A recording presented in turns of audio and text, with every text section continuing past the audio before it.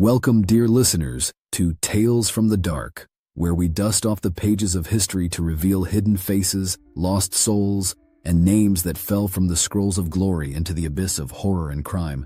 If you're a fan of mystery and stories that defy belief, don't forget to subscribe to the channel and turn on notifications. Because what you're about to hear isn't just a story. It's a chilling recount of a truth that continues to spark controversy over 5 centuries later. Today's tale doesn't begin in a dungeon or a dark alley. It begins in the halls of nobility, at the heart of glory, with a French nobleman named Gilles De Rais, a national hero, companion of Joan of Arc, and one of the highest-ranking military leaders in France. But what if we told you that this same hero was later accused of being one of the most monstrous serial killers in history? A man charged with kidnapping, torturing, and murdering hundreds of children, and said to have dabbled in black magic in pursuit of wealth and perverse pleasure? Was Gilles De Rais a hero undone by fate, or a demon cloaked in noble armor? Was he a victim of political betrayal, or a chilling embodiment of human evil? In this narrative investigation, we'll journey back to the 15th century, into a world of wars and power struggles, into castles that became crime scenes, and we'll try to separate fact from fiction, reality from legend. Brace yourselves. You're about to enter one of the darkest and most controversial stories in European history. The death of Amaury de Craon was the first of 3 significant losses for 11-year-old Gilles de Rais, for de Craon was his uncle and his grandfather, Jean's sole male heir. Gilles' mother, the former Marie de Craon, had married Gilles de Rais, one-time heir of the incredibly wealthy Jean Lesage, as a political marriage which merged 3 wealthy and powerful households. The marriage of Guy and Marie came about after Guy changed his name from Laval to de Rais in order to inherit the properties of Jean Lesage, the last of the de Rais family, whose marriage to Jean de Parthenay had been annulled because they were too closely related. However, Lesage reneged on the promise to take Guy as her heir and instead gave her inheritance to Catherine de Machecoul, the mother of Jean de Craon, Mary's father. To prevent war between Guy de Rais, the Machecoul clan, and Lesage, Jean de Craon offered a politically astute compromise his daughter's hand in marriage. The marriage of Guy de Rais and Marie de Craon was solely political and financial in nature, and there is no mention in the chronicles of whether or not they even liked, let alone loved one another. 9 months after their marriage, Marie gave birth to her first child, Gilles de Rais. Within 2 years, Marie had given Guy a second son, René. The first years of young Gilles' life were nondescript. As the son of one of the wealthiest men in France, he was brought up in what today would seem a cold and loveless way. For in France at the time, the philosophy of child-rearing treated young children as mini adults, and they were expected to act as such. Gilles rarely saw his parents. He was raised by a nurse with only infrequent visits by Guy and Marie, until his 7th year, when he reached the age of reason in French society. As a 7-year-old future nobleman, Gilles was trained in the classic arts and humanities, learning to read and recite Latin and Greek, as well as receiving training in military arts and courtly ways. The records show that Gilles was a capable student and expert in martial training, but that as a political being, he was unskilled and rough. He would never be a master of the Machiavellian conspiracies and court intrigue that was required of a Frenchman in the 15th century. Marie de Rais died soon after the Feast of the Epiphany, 1415. It was shortly before Agincourt that the third death that helped shape Gilles' life occurred. His father, Guy, was boar hunting in the woods near one of the family's many castles when the boar turned and gored him to death. Guy's demise was a slow one, and he had time to draw up a will and make instructions on how his son should be nurtured.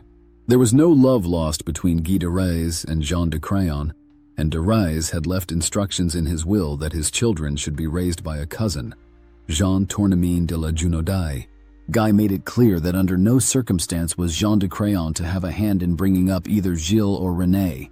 Historians have speculated that de Rais wanted his children away from Jean de Craon because he still harbored ill feelings about having to renounce his own family crest in order to inherit Jean Lesage property, only to have Jean de Craon snatch it for his own family. Others presume that Guy de Rais knew all too intimately what kind of man de Craon was, and how his children would be lost if entrusted to him.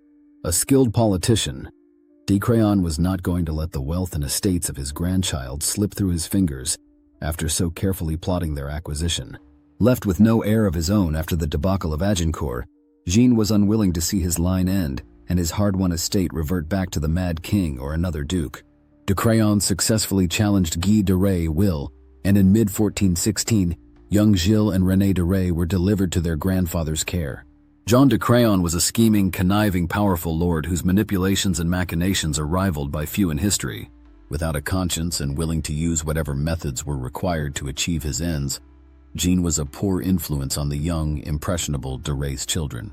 Whereas in their parents' castles, the youngsters were well educated in morals, ethics, religion, and the humanities, in Champtos, his castle overlooking the Loire River, Jean de Craon allowed his wards to run free with little oversight. Jean himself was hardly the proper role model either. He was easily the second richest man in France, and his exploits demonstrate that above all things, de Craon worshipped profit. No means of obtaining additional wealth was anathema to him. The kindest description of Jean de Craon is cunning, ruthless bandit. The most influential lesson that Gilles de Rais learned from his grandfather was that as the heir of the de Rais and de Craon empire, he was above the law of France. Jean fertilized the bad seed in Gilles de Rais that flowered in his adult years. Whatever demon drove de Rais to rape and murder young children was nurtured by his lifestyle growing up at Champtos. Jean de Craon's sole educational effort for Gilles was in the art of war. At 14, dressed in the finest armor from Milan, Gilles rode out from Champtos for the first time as a squire. Although young nobles like Gilles spent hours learning the finer points of sword fighting, jousting, and hand-to-hand combat, there was but one real way for them to learn about combat, and that was by taking part in the battles of the 100 Years' War. Soon after Gilles arrived at Champtos, de Craon made it clear that he intended to use his grandson to enlarge his own land holdings and wealth. Gilles was just 13 years old when de Craon negotiated the marriage between Gilles and Jeanne Paynel, the daughter of Lord de Hamby of Normandy. The wealth of Paynel, a young orphan, rivaled that of Gilles, and the marriage would have made the house of de Craon easily the most powerful in all of France, if not Western Europe. For that reason, the Parliament of Paris forbade the marriage, at least until Jeanne Paynel reached the age of majority. Jean de Craon was not interested in waiting until then, and 10 months later, he announced the betrothal of Gilles to Beatrice de Rohan, the niece of the Duke of Burgundy. For some reason, there is no record of why, the marriage never came about. It was not until Gilles was 16 that the subject of marriage came up again. Under the direction of his grandfather, Gilles abducted Catherine de Thouars, his cousin. Catherine was the daughter of Milet de Thouars, whose lands in Poitou were adjacent to the de Rais lands. Despite being kidnapped from her home and having 3 of her rescuers, including an uncle, thrown into the dungeons of Champtos, Catherine married her cousin in 1420. After protracted negotiations, during the course of which Milet de Thouars died of a high fever, the hostages held in the Champtos dungeon were released, and the marriage recognized by ecclesiastical authorities. The harsh conditions of the prison were too much for the 3 hostages, and Catherine's uncle died soon after. The other 2 men, their identities unknown, never fully recovered. Having come this far in the story of Gilles de Rais and not encountered a single murder, after sitting through a brief history of the 100 Years' War, Shakespeare wrote 6 plays dealing with the subject we have covered in a few thousand words. The reader is asked to indulge in just a little more 15th century politics. For the sake of brevity, we will compress the next decade or so into a few paragraphs. For the reader who desires a more in-depth study of the years of Gilles' rise to power, a detailed timeline and bibliography follow this article. In the throes of insanity, Charles VI disinherited his son, the Dauphin Charles VII, and allowed for negotiation of a peace treaty with England that named Henry V heir to the French throne. The treaty was rejected by many in France who considered the Dauphin to be Prince Regent because of his father's madness. Among the Dauphin's supporters were Jean de Craon and Gilles de Rais. This backing of the Dauphin was fortuitous for Gilles, because he was with the Prince Regent at Chinon, when a young woman hearing voices of the saints convinced Charles VII to give her an army with which she promised to relieve the besieged city of Orleans and deliver the throne of France to Charles. This maid was Joan of Arc. Dressed in white armor with the Dauphin's coat of arms, Joan traveled with a 10,000-man army. Her primary advisor and general was Gilles de Rais. Over time and several pitched battles, Joan and Gilles liberated Orleans and were able to present the Dauphin to Reims, the ancient site of the coronation of French kings. Gilles de Rais was charged with carrying the holy chrism, or anointing oil, from Paris to Reims for the coronation. The year was 1429, and the child murders would begin in less than 2 years. Political intrigue, infighting among the French, and the first of several sales of property by Gilles De Rais marked the next 18 months or so. Gilles had been given the title Marshal of France, in effect becoming the nation's highest-ranking soldier. His bravery and intelligence on the battlefield were widely known and admired, but he demonstrated a lack of skill in the political arena. He made many enemies among the powerful men of France, enemies who were waiting to pounce on him when the rumors of his bloodlust began to circulate. Georges Le Tremoille, the king's chief advisor, viewed Joan of Arc as a threat to his own power. An opportunist of the most ruthless sort, La Tremoille had risen to power after kidnapping and murdering Pierre de Giac in 1427 with the help of Constable de Richemont. Pierre de Giac was the favorite advisor of Charles VII, and not only did La Tremoille replace him on the king's council, he replaced him in his bed by marrying Pierre's widow Catherine, who was suspected of being an accomplice to her first husband's murder. Shortly after being named Chamberlain of France, La Tremoille turned on Richemont and had him banned from the court of Charles VII. As Joan was more and more triumphant and held in high esteem by the people and their king, La Tremoille saw his own influence wane. He set about rectifying the situation by convincing the king to abandon the siege of Paris, where a young Henry VI had crowned himself King of France and England. Joan disagreed with this decision, and her downfall from grace began. La Tremoille's power peaked in 1430 when Joan of Arc was wounded and captured by the Duke of Burgundy, ally of the English. As the Chamberlain negotiated a peace accord with Burgundy, Joan languished in a Burgundian prison. Under the customs of the day, she could easily have been ransomed, but La Tremoille managed to convince Charles VII that this was unwise. Gilles De Rais also abandoned the Maid of Orleans who had contributed so much to his career. In the spring of 1431, Joan of Arc was burned at the stake at Rouen, thanks in great part to the machinations of La Tremoille. She was considered a heretic for several years, until the fall of La Tremoille and the ascendancy of her supporters to power. Joan was raised to heroic status by the French. She was canonized in the early 20th century, and her feast day at the end of May is a national holiday in France. For all intents and purposes, Gilles' public career ended in early 1432 when Jean de Craon died. On his deathbed, Jean expressed remorse for his harsh lifestyle and regret for having raised the monster Gilles De Rais. Attempting to make amends to those he had harmed, he gave property and money to his peasants, compensation to those he had robbed, and endowments to 2 hospitals. He left his sword to René de Rais and recanted his prideful living. This public snub of Gilles was a message to Jean's survivors about what he thought of his eldest grandchild. At his request, a simple, humble funeral was held for one of France's most cunning and powerful men. As Gilles' public service ended, his life of debauchery and decadence began. Freed from the shadow of his grandfather, believing to his core that he was exempt from the laws of decency, amoral and still very wealthy, Gilles devoted the rest of his life towards satisfying his demons. With the accord between the English and the French, the 100 Years' War ended, and King Charles VII retired to his estates to begin ruling over a country finally at peace. The political wrangling subsided somewhat, and the noblemen were expected to disband their armies and return to their own estates to rebuild and reaccumulate the wealth which had been lost during the war. Gilles, having been allied with both Joan of Arc and La Tremoille, was in a precarious position after the death of his grandfather, even though de Craon and de Rais had quarreled bitterly when Gilles was forced to sell a family estate to pay his private army. When La Tremoille was arrested and banned from court, Gilles returned to Champtos.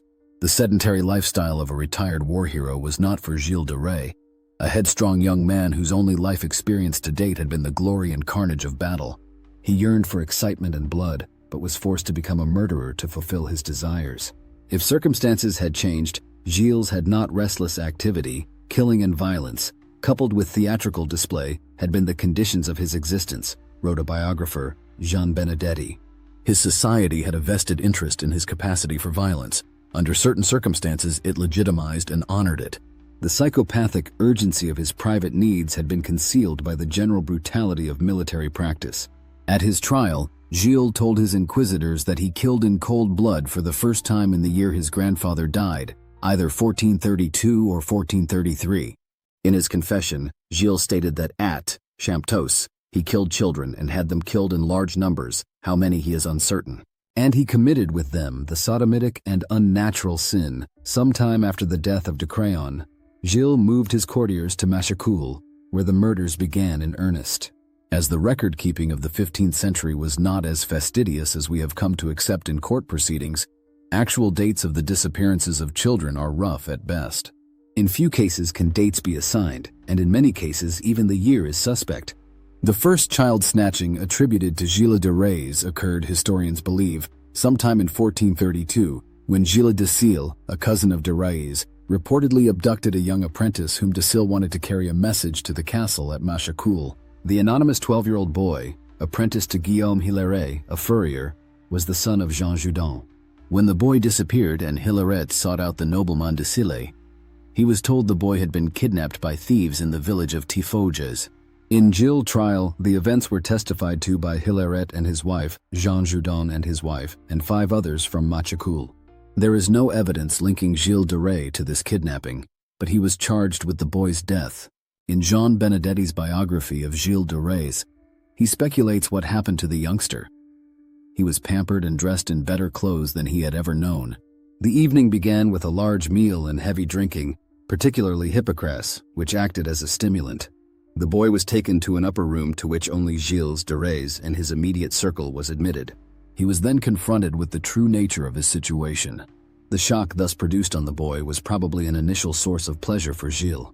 An accomplice in many of the crimes, Etienne Corillot, known as Poitou, testified that De Rais then raped the boy as he was hanged from a hook by the neck. Before the child died, Gilles took him down, comforted him, repeated the act, and either killed him himself or had him slain. Poitou testified that the child victims were murdered sometimes by decapitating them, sometimes by cutting their throats, sometimes by dismembering them, sometimes by breaking their necks with a stick, and that there was a weapon specifically for their execution, known as a braquemard. A braquemard is a short, thick, double-edged sword. Gilles De Rais rarely left a child alive for more than one evening's pleasure, Poitou claimed. Many times they were dealt mortal wounds before De Rais sodomized them. He would then take his pleasure as the child died. Occasionally, he would perform a sex act with a dead child. In his own confession, Gilles testified that when the children were dead, he kissed them, and those who had the most handsome limbs and heads, he held up to admire them, and had their bodies cruelly cut open and took delight at the sight of their inner organs. And very often when the said children were dying, he sat on their stomachs and took pleasure in seeing them die and laughed. Many of the bodies were disposed of through cremation in the Chamber of Horrors. The fires burned slowly over time so as to minimize the smell, testified Henriette Griart, another co-conspirator. Poitou also claimed the ashes were then dumped in the cesspool or moat. As noted previously, the trial of Gilles De Rais revealed that De Rais was not alone in his perversity. In the beginning, he kept the number of conspirators at a minimum, but as time went on and the tally of victims rose, more people, both men and women, were brought into the butchery. The first accomplices were De Rais' cousins, Gilles de Sille and Roger de Briqueville. Gilles de Sille seems to have been the earliest procurer, bringing both the first and second victims to Machecoul. There is no record in the trial documents of de Sille participating in the sexual aspects of the crimes, but he clearly was a willing partner in their planning and cleanup. The first 5 disappearances happened rather close together, in about the span of a few weeks, the transcripts show, although the recorded dates are not very reliable. In both the first and second kidnappings, de Sille played a prominent role, including being observed wearing a long mantle and veil over his face talking to second victim, a child of 9. The vanishing children caused a stir in the village of Machecoul, with concern for a supernatural presence at work. Testimony of one parent, André Barbe, revealed that De Rais and his cohorts were at once suspected of participating in the foul play. He adds that nobody dared speak for fear of the men in Lord De Rais' chapel or others of his men. Those who complained risked imprisonment or ill treatment should anyone report their complaints. Barbe's testimony also revealed that Machecoul has begun to develop a sinister reputation in the area. When he met a man from Saint-Jean-d'Angely and tells him he comes from Machecoul, the man recoiled and says they ate little children there. Benedetti reports that soon children were supplied to Gilles de Rais by a woman known as La Meffraye, the Terror, Perrine Martin, although her role appears more fairy tale than truth. She roamed the countryside, enticing any children she came across wandering or tending animals. An old woman, nicknamed the Terror, kidnapping children sounds like a tale parents tell naughty youngsters. Martin, although not named in the trial transcript, apparently features in the testimony of Guillaume Fourage. Madame Fourage declared that for a year she had sometimes run into an old woman whom she did not know, wearing a paltry gray dress and black hood. This woman was small. Once she had a young boy with her and said that she was going to Machacoul. 2 or 3 days later, the witness saw her returning without the child. She said she had placed him with a good master. For her role in the crimes, Martin was confined to prison in Nantes, Brittany, where she confessed her sins before she died. The disappearances caused a commotion in the village, and Desilles was forced to concoct a story to placate grieving parents. The children were kidnapped, he admitted, but they were given by order of the king to the English, where they would be trained as pages. Whether this relieved the parents is not recorded, but the disappearances continued. In addition to the terror, Desilles and de Briqueville, Poitou and Henriette are later brought into the inner circle of debauchery. Poitou, who was brought to the castle as a victim but spared because of his beauty, confessed to abetting De Rais in the procurement, killing and disposal of the victims. Gilles wasn't solely interested in alchemy to restore his wealth, he wanted power as well. Harnessing a demon to do his bidding would make him the most powerful man in France, he was told. But how? He sent his priest Blanchet in search of a man who had control over the netherworld. Blanchet found such a man in Italy, a Frenchman named François Prelati. Spinning stories of the fabulous lifestyle that De Rais could provide, Blanchet convinced Prelati to accompany him to the estate of Gilles De Rais. Prelati was a handsome 22-year-old conjurer and charlatan who exuded confidence and charm. He was intelligent and clever, fluent in Latin, Italian, and French, and Gilles was taken with him at once. The way the 33-year-old Gilles reacted to Prelati is like a young man in love. He could not see that Prelati was playing him for a fool and taking advantage of Gilles' hospitality. Prelati and Blanchet arrived at Tiffauges sometime around the middle of May 1439, but it is not until the eve of the vernal equinox, Midsummer's Night Eve, a time when spirits and mystical forces are particularly active, that Prelati and Gilles get down to the business of summoning a demon. Throughout Europe, peasants often celebrated this night by lighting fires in streets and marketplaces.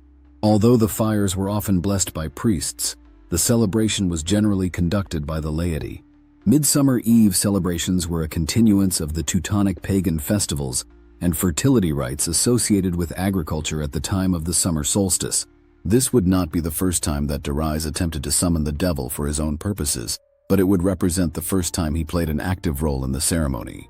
In the 15th century, when so many natural events were not understood the way they are in modern times, God played a much more active and visible role in the everyday lives of citizens through rapid changes in the weather, untimely deaths or mysterious coincidences, for example. So it was not unusual that a man who proved his bravery in battle, as did Gilles, would act like a frightened child at the idea of beckoning a demon.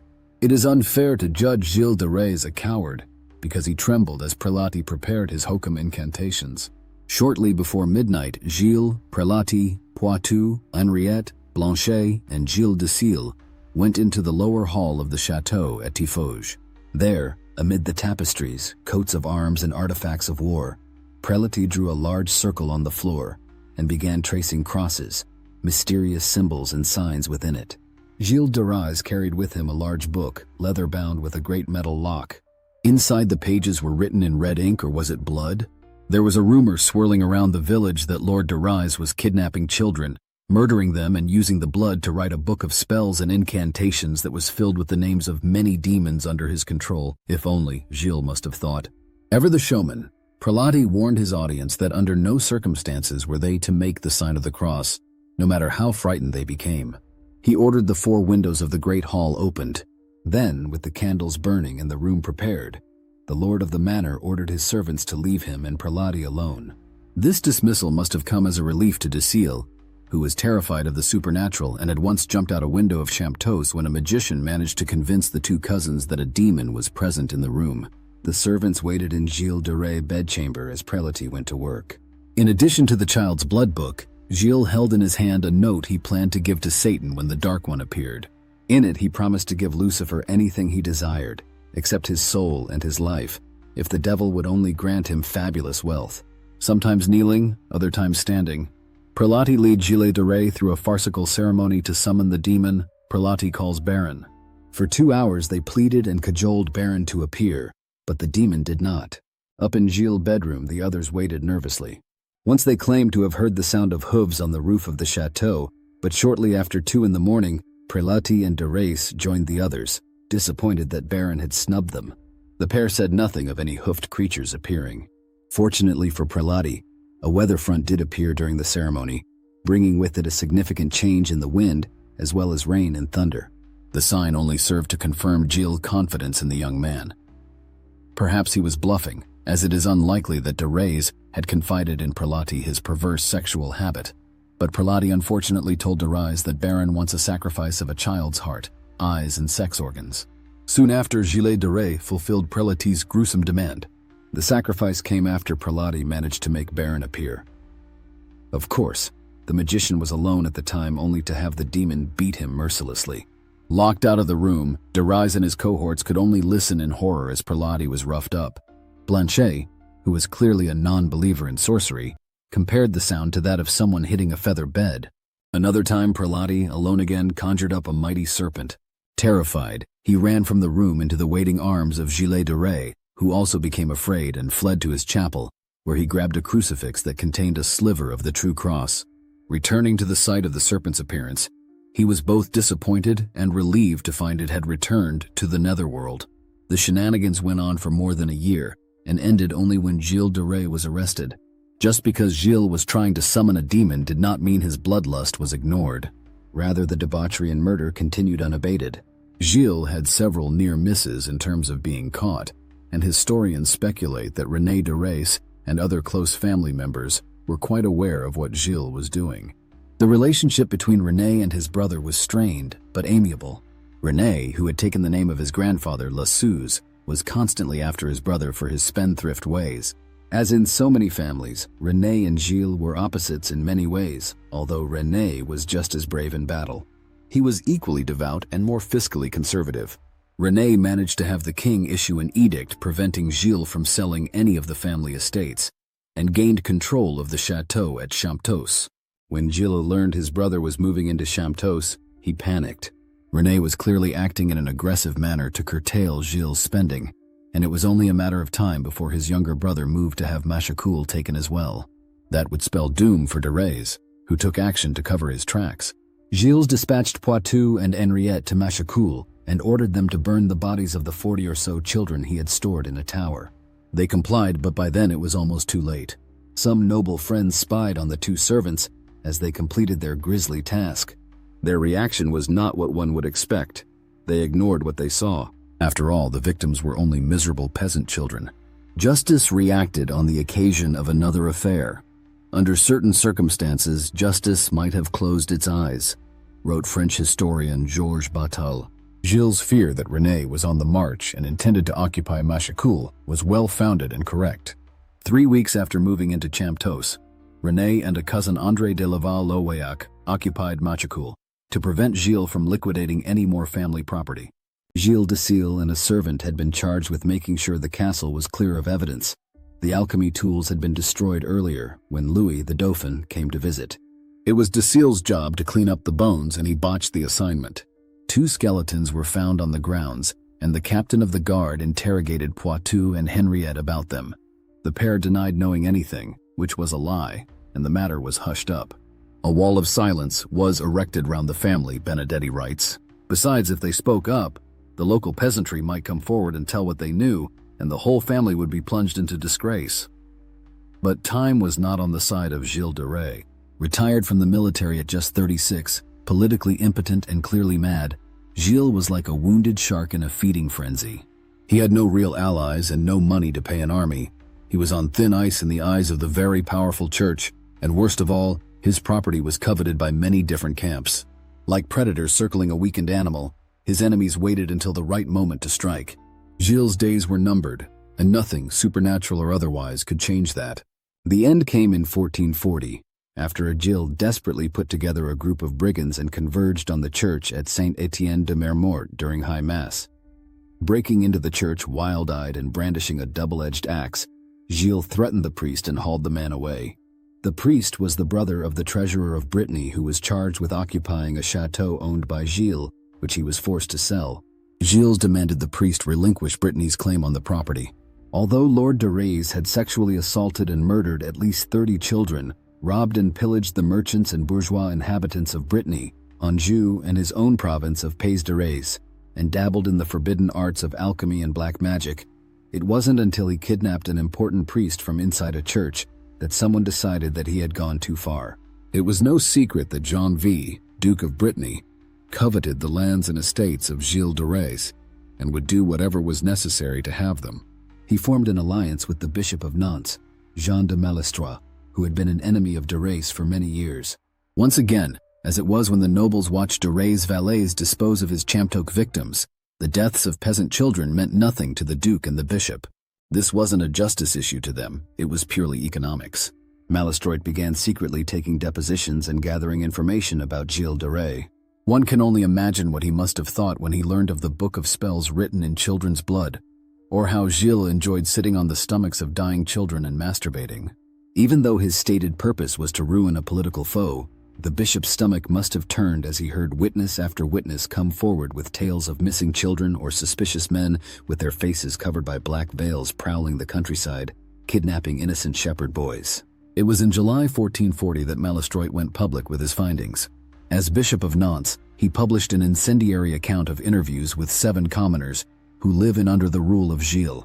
In the report, he asserted that Milord Gilles De Rais, Knight, Lord, and Baron, our subject and under our jurisdiction, with certain accomplices, did cut the throats of, kill and heinously massacre many young and innocent boys, that he did practice with these children unnatural lust and the vice of sodomy, often calls up or causes others to practice the dreadful invocation of demons, did sacrifice to and make pacts with the latter, and did perpetrate other enormous crimes within the limits of our jurisdiction. Despite the harsh words from the cathedral in Nantes, Gilles remained resolute in his defiance and naivete. He was the Marshal of France, the king's military chief of staff, summoner of demons and lord of Pays de Rais. No one would dare come to Taffage to accuse him of heresy or murder. His co-conspirators, however, were not so confident. Gilles de Sille and Roger de Briqueville, having stashed away money for just such a situation, immediately fled Taffage and disappeared into history. Poitou, Henriette, Prelati, and Blanchet remained in Taffage with their master to await their fate. Henriette was so frightened of what the future held that he considered slicing his own throat. In August, the Constable of France, brother of the Duke of Brittany, seized Taffage and waited for permission from the secular authorities to arrest Lord De Rais, who remained holed up in the castle at Machecoul. In a separate inquiry from the ecclesiastical probe, representatives of the king heard much of the same evidence and also prepared documents to arrest De Rais. But it was not until September 14, 1440 that Bishop Malestroit issued the arrest warrant for the gang. In a letter to all the priests under his jurisdiction, he ordered them to find Gilles De Rais, arrest him and bring him to Nantes to face an inquisition. The next day, the Duke of Brittany's men arrived at the gates of Machecoul and took Gilles and his servants into custody. He was brought to Nantes, where he first appeared before the secular court to answer for the allegations concerning his attack on the church at Saint-Étienne. Interestingly, the transcript of this hearing makes absolutely no mention of any murders or supernatural dabbling. 3 days after he was taken into custody, unlike the commoners, Lord De Rais was held in comfortable chambers in Nantes.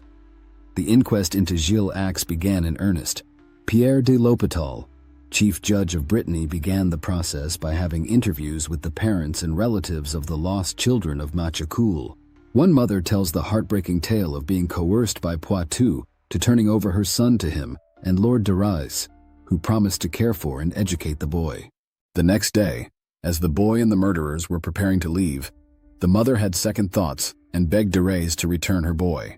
Gilles did not even acknowledge her presence and rode off with the 10-year-old child. The woman never saw her child again. L'Hôpital and his prosecutor, the friar Jean de Toucheronde, heard the complaints of 10 families whose children had disappeared and who blamed Lord De Rais for the kidnappings. From September 18th through October 8th, L'Hôpital and the secular prosecutor listened to the plaintive wails of grieving parents who feared their children had fallen into the hands of a monster. During some of the inquest, the ecclesiastical authorities were also present, in the person of the vicar of the Inquisitor, Jean Blouin. By October 13th, the judges had heard enough testimony from the relatives of the victims and formally indicted Lord De Rais on 34 charges of murder, sodomy, heresy, and violating the immunity of the church. So, this last charge was in connection with Gilles' robbery and kidnapping at Saint-Étienne. The indictment claimed 140 children had been the victim of Gilles and his accomplices. Over the course of 14 years, the indictment set the date of the first murder at 1426, when in fact it did not occur until at least 1432. Included in the charges were accusations that Gilles had on several occasions expressed remorse and shame for his acts, once promising to take a pilgrimage to Jerusalem to cleanse his soul. But the killings continued instead. Standing before the ecclesiastical and secular judges, Gilles was asked to answer to the charges. Instead, he verbally attacked the authorities, calling them ribbalds and simoniacs, someone who sells ecclesiastical pardons or indulgences, and asserting that he would rather be hanged by a rope around his neck than respond to such ecclesiastics and judges. 4 times the judges asked Gilles to make a plea, and 4 times he ignored them. Left with no other choice, the Bishop of Nantes excommunicated Gilles De Rais. The hearing adjourned. 2 days later, a contrite Gilles appeared again before his judges. Having been denied communion and the penitential rite, and apparently fearing for his immortal soul, Gilles recognized the authority of the court and admitted to having maliciously committed and perpetrated the crimes described in the indictment. A tearful and humbled Gilles asked forgiveness from the court for his verbal outbursts earlier. The vice-inquisitor and bishop absolved him and readmitted him to the church. Gilles then went on to admit to many of the crimes he was accused of, except the summoning of demons. He swore upon a Bible and offered to take a test of fire to show his innocence. The prosecutor, however, stood by the accusation and produced Poitou, Henriette, Prelati, and Blanchet, who each testified to Gilles' attempts to conjure up the devil. The testimony of the accomplices was taken over the course of 5 days, and at the end, the judges asked Gilles what he had to say now. Cooperative but still reticent, Gilles replied he had nothing to add and agreed that the testimony should be published as a warning to heretics. But the prosecutor was not satisfied with Gilles' response and asked that he be allowed to apply torture to force a confession from Lord De Rais. The judges agreed and ordered Gilles to be taken to the dungeon at La Tour Neuve. They hoped that a visit to the torture chamber would loosen Gilles' tongue.